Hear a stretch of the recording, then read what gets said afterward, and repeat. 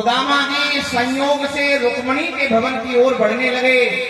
भगवान उस समय रुक्मणी जी के साथ सुवर्ण के पर्यंत पर विराजमान हैं और रुक्मणी उन्हें पंखा कर रही है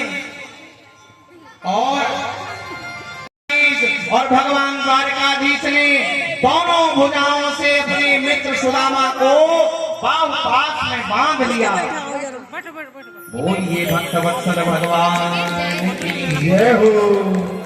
कस करके भगवान ने पकड़ा सुदामा को और थोड़ी देर बाद एकाएक भगवान ने सुदामा को अपने से अलग कर दिया।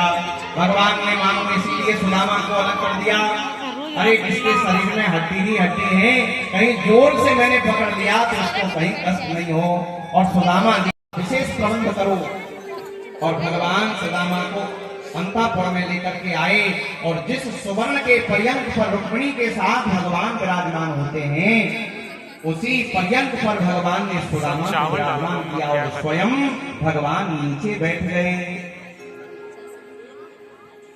चौकी को अपने मुकुट से स्पर्श करके अपने आप को धन्य समझते हैं। लेकिन आज इस द्वारिका में एक ब्राह्मण सुवर्ण के पर्यंत पर बैठा है। सत्य है आज संपूर्ण द्वारिका। और रुक्मिणी जी, आप रुक्मिणी जी आई हैं और उन्होंने ब्राह्मण देवता के चरणों में प्रणाम किया है।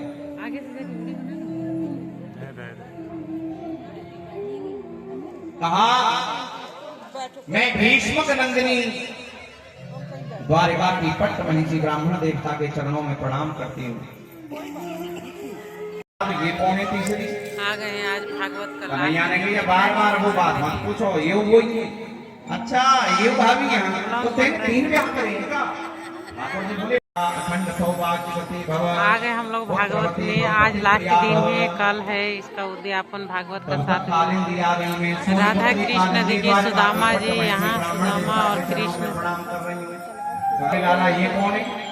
तो अरे तुमको आशीर्वाद दो। मित्र बिंदा आई, लक्ष्मणा आई, सत्या आई, भद्रा आई। सुदामा जी कहते हैं आज ही पूरी द्वारिका बुला ली। कहते हैं अभी तो मैं एक रात्रि रुकूंगा भैया, शुभ कर्मों को कर लिया। विद्या के लिए जितनी अभ्यास की आवश्यकता है उससे अधिक गुरु सेवा की आवश्यकता है। जाने लगे तब षोडश श्रृंगार करके आरती का थाल लेकर के सुशीला जी घर से बाहर निकली और कहती है सुनो जी। और सुशीला को जब देखा, अरे सुशीला तूने क्या अनर्थ कर दिया, पूरे द्वारकाधीश से धन ले लिया, संपत्ति ले ली, क्या करेगी अब धन और संपत्ति का? सुशीला कहती है मैंने उनसे कुछ मांगा नहीं है। अरे तुझे इन भवनों में रहना है तो रहे। सुदामा जी कहते हैं मैं इन सोने के भवनों में नहीं रुकूंगा, मैं तो भगवान का भजन करने के लिए घर छोड़ के जंगल जा रहा हूँ। सुशीला जी भी कोई साधारण नारी थोड़ी थी। सुशीला जी कहती है मैं भी आपके साथ चलूंगी, लेकिन चलने से पहले एक बार घर के अंदर तो चलिए, आपके लिए कोई प्रतीक्षा कर रहा है, उससे मिल लेना फिर चलना। कौन है? सुदामा जी की पत्नी कहती है आपका मुनीम बैठा हुआ है। और जैसे ही सुदामा जी घर में गए तो क्या देखा? सुदामा जी के भवन में द्वारकाधीश विराजमान है। बोलिए भक्तवत्सल भगवान की। अरे कन्हैया तू मुझसे पहले कैसे आ गया? भगवान कहते हैं मैं रथ से आया हूँ, तू पैदल आया है ना भैया, इसलिए मैं पहले आ गया। और रथ से आ रहा था तो मुझे भी ले आता। भगवान कहते हैं सुदामा हम जैसे धनिकों को रथ शोभा देता है, आप जैसे संतों को नहीं। आप जैसे संत जहां होकर के निकलते हैं वो धरती का अमंगल दूर हो जाता है, वो धरती तीर्थ बन जाती है। जहां जहां होकर के सुदामा आपके चरण पड़े होंगे वहां वहां की भूमि धन्य हो गई होगी। सुदामा जी कहते हैं कन्हैया मैंने तुझसे ये धन नहीं मांगे थे, इन धन को प्राप्त करके यदि मैं तुम्हें भूल गया तो जीवन की बहुत बड़ी हानि हो जाएगी। मुझे ये धन नहीं चाहिए, मुझे तेरी स्मृति चाहिए, तेरा भजन चाहिए। भगवान ने कहा सुदामा मेरा प्रसाद समझ करके इन धन का उपयोग करो, तुम्हें कभी बंधन नहीं। इसका महात्म दो पुराणों में गाया गया है, एक पद्म पुराण में और एक स्कंद पुराण में। पहले दिन जब कथा प्रारंभ हुई थी तो हमने पद्म पुराणोक्त भागवत महात्मा की चर्चा की थी, जिसमें 6 अध्याय हैं। इसमें महात्मा का उपक्रम नारद जी की भक्ति महारानी से वृंदावन में भेंट, उनके पुत्र ज्ञान वैराग्य को जगाने का प्रयास, उनके कष्ट की निवृत्ति का उपाय। इसी क्रम में गोकर्ण उपाख्यान और धुर्तकारी की प्रेत योनि से मुक्ति की कथा, श्रवण की विधि, ये महात्म्य हमने चर्चा की थी। श्रीमद् भागवत जो है वो 12 स्कंदों में निबद्ध है, जिसमें 335 अध्याय हैं और 18,000 श्लोक हैं। यहाँ तो हमने जितना प्रयास हो सका और कथा क्रम को सुनाया ही। हमारे आचार्य जी जो हैं, इन्होंने संपूर्ण श्रीमद् भागवत का मूल पारायण किया है, जिसमें 18,000 श्लोकों का पारायण होता है, क्योंकि अनुष्ठानात्मक कथा ही चल रही है। प्रातःकालीन वेला में विद्वान आचार्यों के द्वारा देवताओं का अर्चन होता है, यज्ञ होता है। तो ये श्रीमद् भागवत 12 स्कंदों में 335 अध्यायों में और 18,000 श्लोकों में है, जिसमें प्रथम स्कंद में सूत शौनक संवाद की कथा है, भगवान के 24 अवतारों की कथा है, व्यास नारद संवाद की कथा है, भागवत जी की रचना किस प्रकार हुई, किस प्रकार सुखदेव जी ने भागवत पढ़ी, अश्वत्थामा द्वारा द्रौपदी के 5 पुत्रों की हत्या,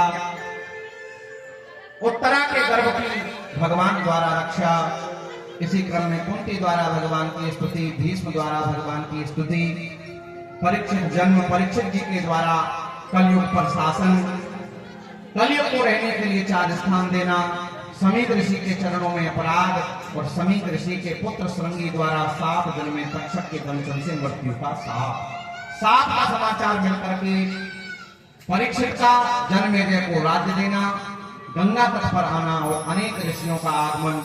उसी क्रम में श्री सुखदेव भगवान का गंगा तट पर आगमन, सुखदेव भगवान का व्यासपीठ पर विराजमान होना, राजा परीक्षित का उनका स्वागत करना, पूजन करना और कल्याण विषय की जिज्ञासा करना। द्वितीय स्कंद में सुखदेव जी द्वारा राजा परीक्षित को उपदेश देना, विराट पुरुष के ध्यान की विधि, क्रम मुक्ति, सद्य मुक्ति की कथा। गोविंद गोविंद गोपाल गोविंद गोविंद गोपाल नंदना, गोविंद गोविंद गोपाल नंदना, कृष्ण गोविंद गोविंद गोपाल नंदना, कृष्ण गोविंद गोविंद गोपाल नंदना, कृष्ण गोविंद गोविंद गोपाल नंदना, गोपाल नंदना, हे गोपाल नंदना, हे गोपाल नंदना, हे गोपाल नंदना, हे गोपाल नंदना, हे गोपाल नंदना, हे गोपाल नंदना, गोपाल नंदना, श्री गोविंद गोविंद गोपाल नंदना, कृष्ण गोविंद गोविंद गोपाल नंदना, कृष्ण गोविंद गोविंद गोपाल नंदना, कृष्ण गोविंद गोविंद गोपाल नंदना, कृष्ण गोविंद गोविंद गोपाल नंदना, हे गोपाल नंदलाल, हे गोपाल नंदलाल, गोपाल नंदलाल, गोपाल नंदलाल, हे गोपाल नंदलाल। जिस ज्ञान के भरोसे आज हम भगवत कथा, राम कथा, गुरु कथा, गुरु कृपा, भक्तमाल आदि कथाओं का वर्णन करते हैं, तो ऐसे में मात्र ऋण जो है ना, वह संसार की सबसे बड़ी ऋण है, और जिसके पास ये छाया है वह संसार का सबसे धनवान व्यक्ति है, क्योंकि जिसके सर से ये हाथ उठ जाती है वह जीवन में उस छाया को ढूंढ ढूंढ कर लाख प्रयास करे कि उस ममतामयी मां को एक बार में अपने सन्मुख पालूं, तो वह पा नहीं, क्योंकि वो ममतामयी मां जो अपनी ममता अपनी करुणा, अपनी कृपा, अपनी दया अपने संतान पर। आप आलोक जी यहाँ पर आ जाइए और अशोक जी और आलोक जी यहाँ पर आ जाइए। प्रेम के रंग में प्रसाद मिलेगा यहाँ पे, देख सकते हैं। आज समापन हो गया। प्रेम के रंग में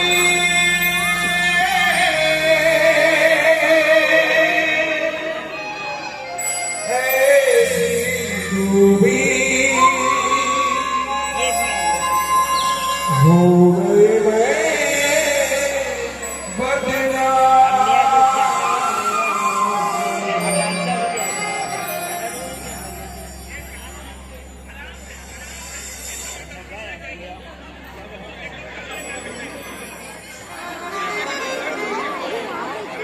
सांसों की माला पे, सांसों की माला पे, सांसों की माला पे सिरों में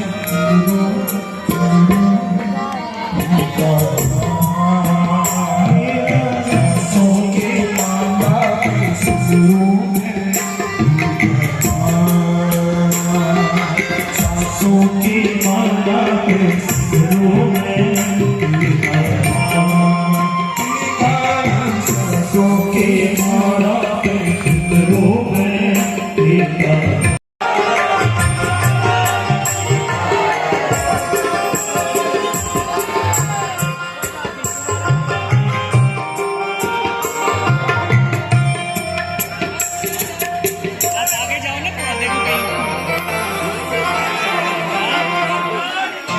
कितना प्यारा है सिंगार की तेरी ले हो जिनकार, कितना प्यारा है, कितना प्यारा है सिंगार की तेरी ले हो जिनकार।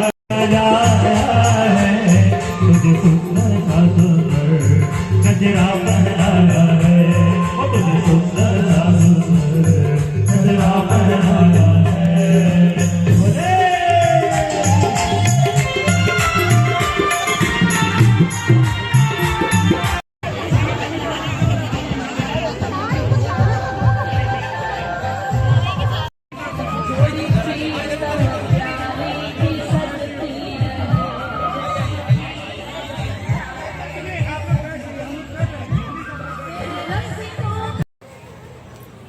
भागवत से आ गए हैं। अब हम लोग जा रहे हैं रेस्टोरेंट में खाना खाने। दीदी हैं खाना